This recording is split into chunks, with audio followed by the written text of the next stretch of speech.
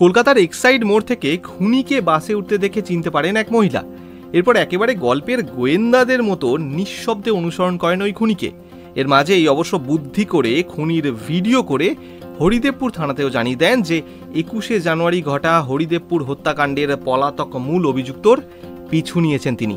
অসামান্য সাহসিকতার পরিচয় পেলেও হরিদেবপুর থানাসহ পুরো কলকাতা পুলিশ ডিপার্টমেন্ট।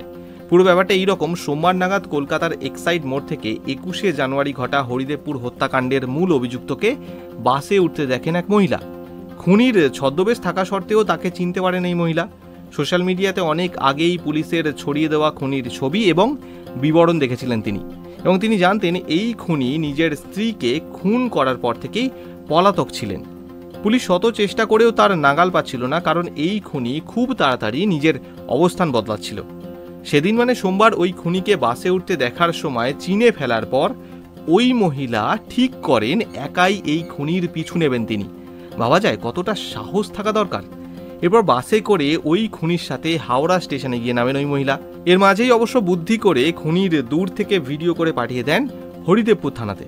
এরপর মহিলার বলে দেওয়া লোকেশনে পৌঁছে যায় পুলিশ এবং হাজার হাজার ট্রেন যাত্রীদের ভিড়ের মধ্যে থেকেই গ্রেপ্তার করা হয় 21শে জানুয়ারি ঘটা হরিদেবপুর হত্যাকাণ্ডের পলাতক মূল অভিযুক্তকে।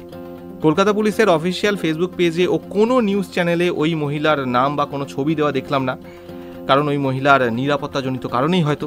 ইতিমধ্যে ওই মহিলার শোনা যাচ্ছে এই সাহসী ও বুদ্ধিদীপ্ত কাজের জন্য স্বীকৃতি স্বরূপ তাকে 50,000 টাকা পুরস্কার ও একটি প্রশংসাপত্র দিয়েছে কলকাতা পুলিশ।